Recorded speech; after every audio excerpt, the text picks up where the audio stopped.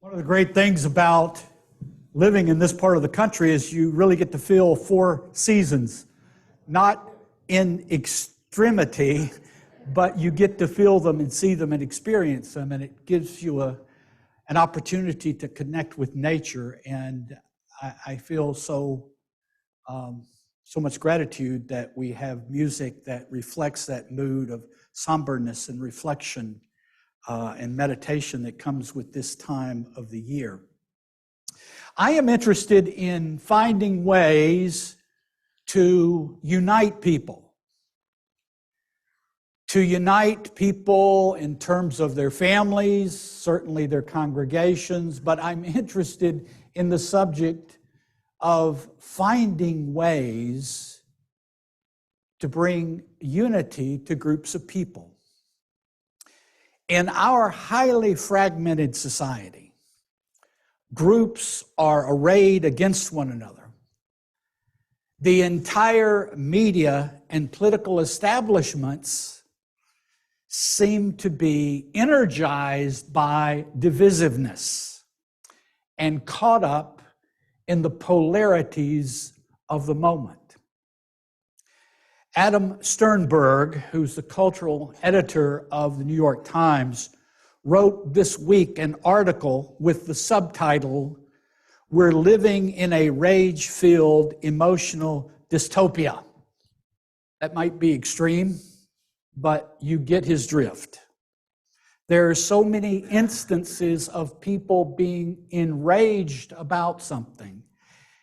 If we turn to our left and to our right and between them, it is important to understand the context in which we live, to understand that polarization is not good for human beings. I am interested in ways people can be fully and completely themselves and at the same time be in real community with others. It is important for us to understand that we need to guard against being absorbed by the polarities of our time.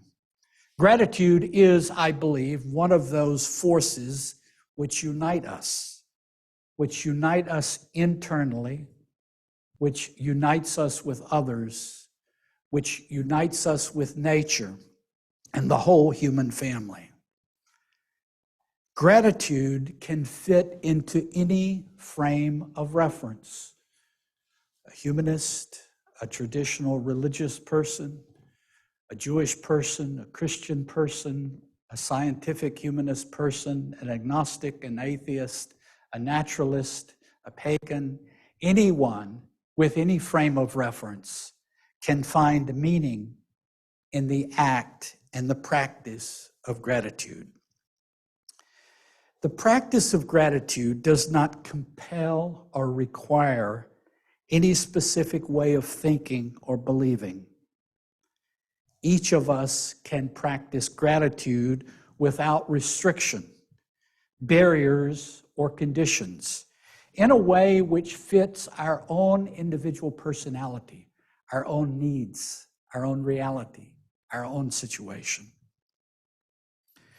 Marcus Cicero, living and working long ago in 100 BCE, famous lawyer, orator, political theorist, wrote, "There is nothing which I can esteem more highly than being and appearing grateful. For this is one virtue which is not only the greatest, as it seems to me, but also the parent of all the other virtues." Gratitude appears to have remarkable healing and regenerative powers. Joshua Brown, who is a professor of psychology and brain science at Indiana University, and a colleague of his, Joel Wang, an associate professor, led a research project on gratitude and mental health. The project involved 300 young adults, mostly college students, seeking mental health counseling at a university. The participants who were chosen had not yet begun their first session. As a group, they self-reported, clinically low levels of mental health well-being, and all of them, or at least a strong majority, were seeking out counseling services because they were struggling with issues related to depression and anxiety. They randomly assigned the participants into 3 groups. All 3 groups received traditional, typical counseling services. However, there were subtle differences between the 3 groups. The first group was instructed to write one letter, that's just one letter of gratitude, to someone who had meaningfully affected their lives once a week for 3 weeks. That's all. The second group was asked to write about their most difficult life experiences, to pour their heart out in writing and describing things which had happened to them that were deeply troubling. The third group didn't do any writing activity at all, but just received the typical counseling. The results of this were as follows. Group number 1, the only group that had written letters of gratitude, reported significantly better mental health 4 weeks and then 12 weeks after their treatment in comparison to group 2 and 3. It seems as though, in ways we fully don't understand, gratitude liberated the people in the first group, freed them somehow from their negative emotions. People's negative experiences are real. They are vivid to many of us. And the impact of those experiences were also real. But it seems as though nourishing the awareness of that negativity created a toxicity that brought great difficulty to the person and those they loved. Our negative emotions, grounded in all those things that have hurt us and harmed us, cannot ever be annulled or erased, but they can be shifted from their place of dominant power by the awareness of those things that we can honestly say we are deeply and profoundly grateful for. One interesting aspect of this experiment was that the gratitude and the power of it did not go away if people didn't send the letters of gratitude they wrote. Only 23% of the people who wrote letters of gratitude actually sent them. But the effect of writing and of thinking about what they were grateful for affected them. Another interesting finding was that gratitude, or the benefits of gratitude, took time. After 1 week, there was no difference. After 4 weeks, there was moderately better condition for the first group. But after 12 weeks, there was significant difference. The message seems to be clear. Somehow gratitude can have an impact on us that accrues in interest and power over time. Yet another learning was that gratitude changed the brains of those so affected. Group 1 showed greater neural sensitivity in the prefrontal cortex, a brain area associated with learning and decision-making. So that in itself is remarkable, that this act of expressing gratitude changed in some subtle ways the brain of the people doing it. This study illuminates the power of gratitude. We can imagine extrapolating the expression of gratitude far beyond what the people in the experiment did. What if we adopted a personal principle, such as be grateful as often as possible, for as many things as possible, as deeply as possible? What would the effects of that shift be? Experience tells me that it would be significant. I am intrigued and have always been intrigued as a minister and pastor at the way our perception of reality is affected by the lens we choose to see reality by. Gratitude, as a lens through which we might choose to see the world, can be not only healing, but I think transformative. For example, in the coming months, this congregation will have an opportunity to discuss the proposed 8th principle to our principles and purposes.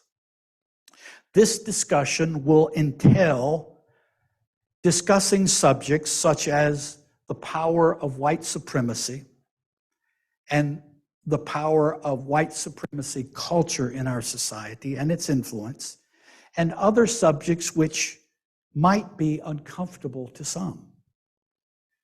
But what if this discussion could be seen through a lens of gratitude, and so looked upon as an opportunity to expand our understanding, to deepen our understanding of what other people suffer and endure merely because of the color of their skin?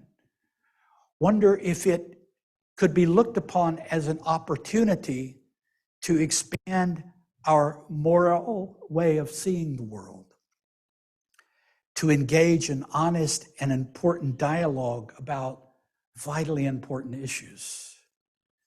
Changing our lens by which we see the world, using the lens of gratitude, can be transformative in endless ways. Wonder if we could see our spouse or our partner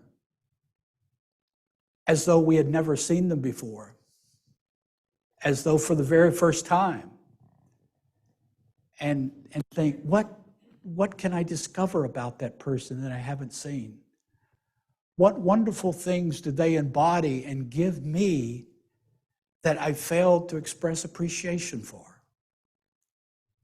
What if we were able to rejoice in the fact that we're able to walk around and talk this morning, and that our bodies are functioning, and that we have health and well-being, and that we can breathe and see and touch one another? Wonder if we saw one another as though for the first time and realized what they have given us in terms of compassion and support and love. There are endless ways in which we can magnify gratitude in our lives. But I would be remiss, of course, when speaking of gratitude, if I failed to mention suffering, racism, fear regarding the ecological crisis, financial hardships, the terrors of war, and many other worrisome aspects of our life are threats and burdens which gnaw at us and that deeply touch the lives of some more than others, but touches in some way all of us. And then there are the common, inescapable tragedies of life, which touch us all as surely as day follows night. Death, loss, illness of loved ones and friends. Is gratitude, then, the opium of the privileged? I do not hold that opinion, but I understand people who think that way. I rather see gratitude as an antidote against the toxins of despair, rage, and apathy that run rampant in our society. And I see gratitude as a powerful healing, calming, and restorative force. This congregation, most thankfully, already has a culture of gratitude. The board, for example, regularly writes notes to people who they see are due special praise and attention. And the fellowship annually presents the Joe Dawson Award, as we just did, to recognize the dedication, the unbelievable dedication of people in this congregation to this congregation. And acts of gratitude are always popping up everywhere I turn. When Geraldine asked me this week to play the video from the Ministerial Search Committee, she added, most emphatically, after it is played, make sure you profusely thank the people who did it. You see how gratitude is stitched into the soul? And yesterday, one of the members of the lay ministry team wrote this note to fellow members of the team. As we journey through the year-end holiday season, I want to let you know how much you mean to me. Some of the work we do is very difficult, saddening, and confusing even. This year alone, we have seen much suffering among the people we care for deeply. I know that our love, compassion, and other forms of caring have helped them deal with life's challenges just a little more calmly and comfortably. But working with you helps me keep going and ready to face whatever 2023 brings. So, as the year comes to a close, I want to express my gratitude for you as individuals and as a group. I also want to remind us to take good care of ourselves and to each other so that we may continue to help others in need.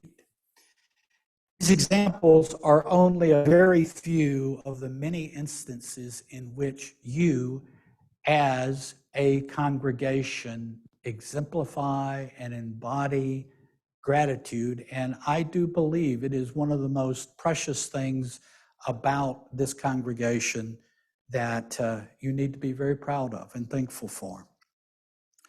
I hope you realize this thing about yourself, that gratitude is important, and continue to cultivate it as individuals and as a congregation.